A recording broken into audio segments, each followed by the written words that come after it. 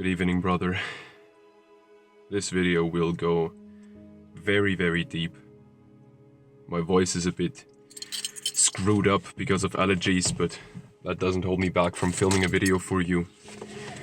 Honestly, fasten your seatbelts. This is gonna be a good video. I will help you rewire your brain so that you can make your current relationship work / save it, and also so you can make, if you're not in a relationship right now, and make love work for you in general.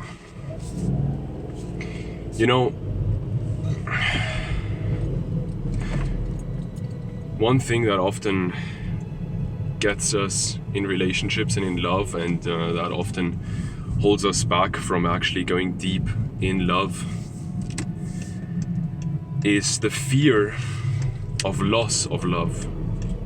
This is a very common fear. You might think that you're the only one who has this fear, who really has this deep fear of losing your partner, losing friends, losing your family in whatever way, right? Not only through death, but mostly through them not loving you anymore, but you still loving them, right? Getting your heart broken. This is way more common than you might think. I recently read the book Think and Grow Rich by Napoleon Hill, and he actually said this is one of the most, I think it was the 6 most common fears within people. The thing is, we've all been hurt in the past.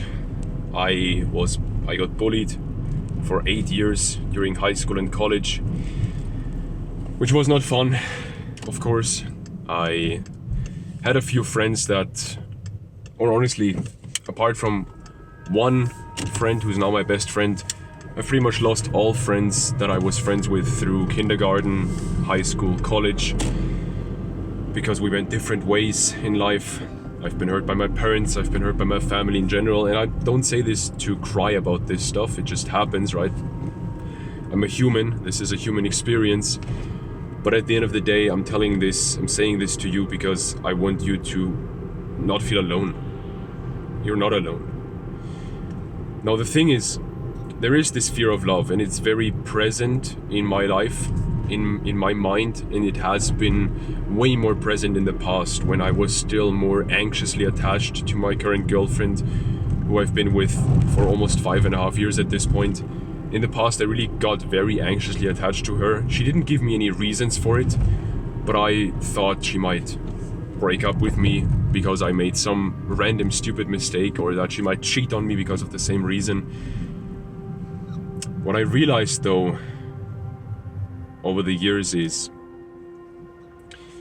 if we want to make a relationship work, we need to understand one principle, or the first principle that I'm going to tell you in this video. Yes, a ship is very safe in a harbor, but that's not what a ship is made for. Right, there's this defeatist mindset that I talked about in one of the last videos that the men going their own way movement has, and also the modern feminist movement has as well. Both of these extremes have this thought of like, if you don't want to get hurt, then just don't let anyone into your life. You don't need a man, or go your own way, king, whatever people talk about these days, right? It's all bullshit at the end of the day. Because yes, a ship is safe in the harbor, but that's not what a ship is made for. We need to take risks. And I recently got the incredible, amazing chance to talk to someone who has had huge success in sports, specifically martial arts, who is also currently working with people who are worth hundreds of millions, if not billions. And I'm 22 years old. I was blown away by the opportunity to even talk to this guy, and I got to ask him one question. And of course I had to ask something about relationships, right? Because that's my kind of field of expertise, and he's also married, and just in so many ways he's further than me in life, and he's where I want to be in a couple of years. And yeah, at the end of the day, I asked him pretty much about what we're talking about here, and this gets me to my second point. I asked him You know, I've been with my girl for over 5 years. This is the first girlfriend I've ever had. I love this woman, but I haven't had any other experiences with women before her. I could have had those experiences. I had a few chances where I could have hooked up with a girl, but I didn't, because it didn't feel right. And well, now I'm in this, phase in life where I've only ever had sex with one woman. And I feel like I'm not living at my edge, as the popular author David Data puts it, right? Way of the Superior Man, you might have heard of this book. He talks about living at your edge, which pretty much just means seek the edge of your comfort zone and live there. Don't live in your comfort zone. Try to get as far out of your comfort zone as humanly possible. And I asked him, do you think that for me in this current situation, even though my relationship is great, that it would be smart to explore other possibilities? And this is something I usually don't think about, but because there was this guy in front of me, this question just popped into my head. And what he said was very interesting. He said, for you to live at your edge right now, there's only one thing that you need to do. As a young man, at the start of your 20s, you just need to live and to be and to act as who you want to be, as who you truly are. You need to not hide who you truly are, you need to embrace it. And if your woman comes along for the ride, and if she loves you for who you are and how you act, great. If she doesn't, also great. Because in reality, the fear of loss of self should be greater than the fear of loss of love. And consciously it is for all of us. We don't want to lose ourselves. We would rather lose a loved one than lose ourselves consciously. But subconsciously it's often not the case, because we don't even think about losing ourselves. We think about losing a partner. We don't think about losing ourselves. And so this really got me thinking over the last few days since I've had this conversation with this guy. I'm still blown away by even having the opportunity to talk to someone like this, not in person, but through a screen, through a Zoom call. And I've really noticed, actually that was the best piece of advice that he could have given me in my current situation. Because it happens in relationships that we change ourselves to make our partner like us more. And I've certainly already evolved a lot in that, right? Otherwise my relationship wouldn't be as good as it is, and I wouldn't like my own company as much as I do. But at the end of the day, at the start of the relationship, I often did things simply to please her. I often did things because I knew, she's gonna like me, she's gonna like me more when I do this, right? All this stuff. At least that's what I thought. Until I realized, actually, that's extremely short-sighted. This thought of, if I do what she wants me to do, then she'll like me more. And of course, if she wants you to do something that you authentically want to do, then do it.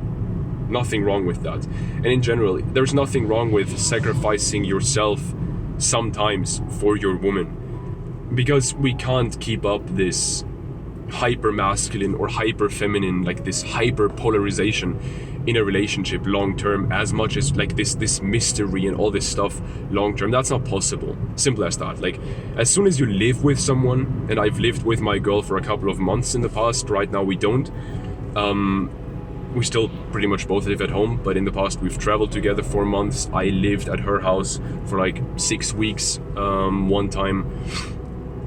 It doesn't really matter, but you'll smell each other's shit, and that's completely okay. But at the end of the day, if we do this too much, then the signal that we're actually sending to our woman is that a woman can get us off our track, right? The best example of this would be if, for example, you want to go to sleep. You're tired, you have a big day tomorrow, but then your woman comes to you and she's naked and she acts hot and seductive, and you get, well, convinced that it is a good idea to have sex right now, right? You think more with your dick than with your brain, even though you know consciously it's not a good idea. You should sleep right now. You should, rest because you have a big day tomorrow. What happens when you then give in to that seduction is very simple. The signal that actually comes to you, that signal that actually gets sent to your woman's mind, to your woman's subconscious is, oh, a naked woman can get him off his path. This is not a man I can trust. Think about that for a moment. Same thing happens when your girl tells you, but I want to spend time with you tonight and this and this and this, but you actually know that it's not a good idea to spend time with her tonight. You authentically want to do something different, and not out of just hating her or out of keeping up that mystery. That's all bullshit, but you authentically want to do something tonight. You want to work, you want to meet friends, whatever it is, right? And I'm not saying to hurt her consciously. That's not at all what I'm saying. What I'm simply saying is, tell her lovingly, you know, I love you, and I only do this because I love you and because I want to keep up a good relationship with you.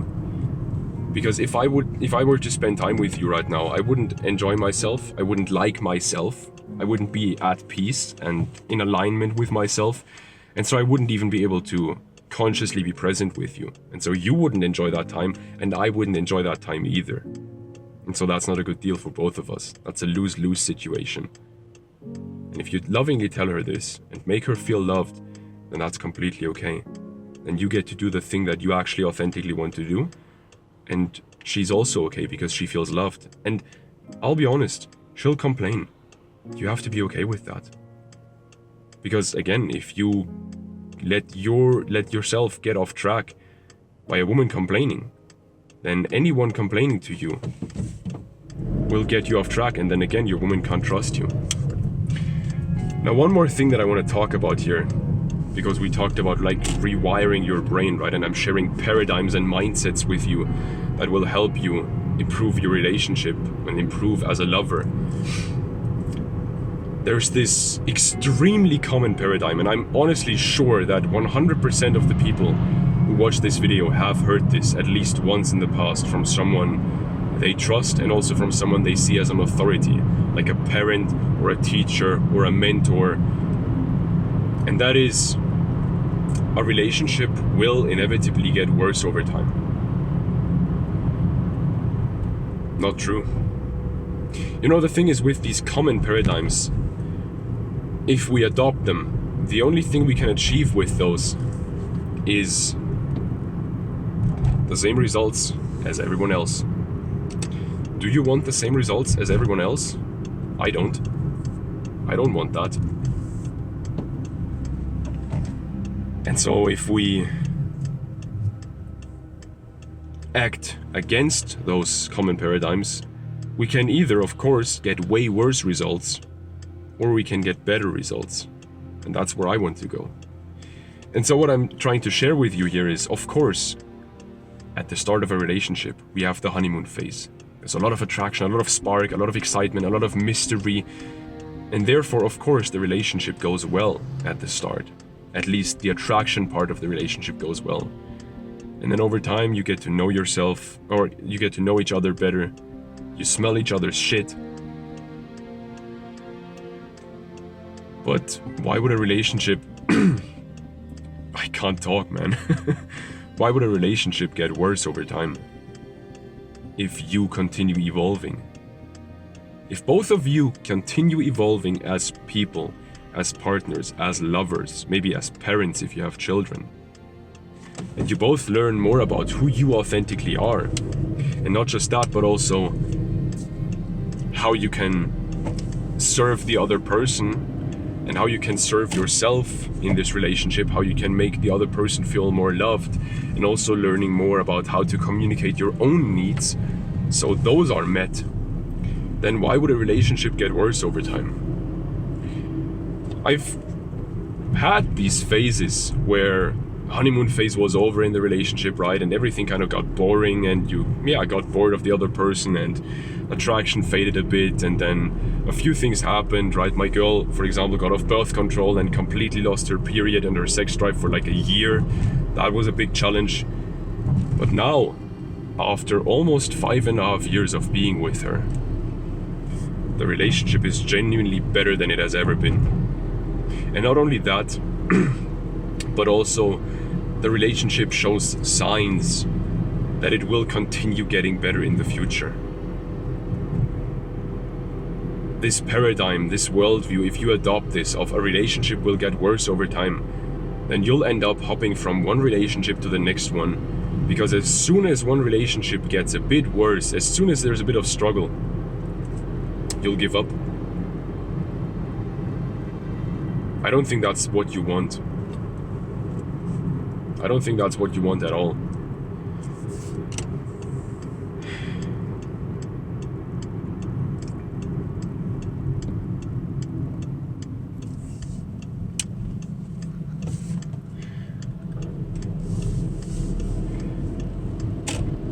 Now, brother, if you want to continue getting rid of old paradigms about love and relationships that are holding you back from growing as a lover, from going deeper into love than you did before, then what you can do is you can join our community. It is a place where we have built a collective of like-minded men who all strive to become deep lovers, who all strive for truth. No one in this community wants to be right. They all just seek truth. And now these are not my words. These are words from guys in the community. Multiple guys have made posts about this and have DM'd me directly or have told me this on a call. Some of my clients who came from the community originally have also told me this. They all said this community genuinely is the best place they have found so far when it comes to building a successful, thriving, passionate, long-term relationship. And man, me even saying that makes me tear up a bit. I'm very proud of what we're building here. Very, very proud. And we're still quite small because I don't let in everyone. We could be at like 300 members, but we're only at like 80 because I simply don't accept everyone into the community. I want this to be a high quality place. It's free, so if you want to join, you can just go to the link in the description, send in your application. I will look over that personally and then decide whether you would be a good fit for the community or not. And yeah, it takes like 1 minute to apply to the community. So if you're interested, do that right now. I share a lot more details in there. And right now we're still at the size where I can reply to everyone's comments and help everyone with their relationship. So yeah, man. I hope I rewired your brain in some ways that have helped you. My voice is pretty much gone now. I hope I'll have a voice tomorrow. I hope we'll get some rain tomorrow so the allergies aren't as bad anymore. Yeah. Let me not hit the fence here. Damn, I parked like a fucking dumbass. Okay, here we go. It's late, man. It's late and I'm tired. I wish you all the best. I'll see you soon. Have a good one. Join our community if you want to. Please don't mind my voice. I hope it was okay. But I wanted to film this video today because I wanted to get it out as soon as possible. I didn't want to wait for tomorrow or the next day when maybe my voice would be better. I'll see you soon, man. Have a good one. Bye.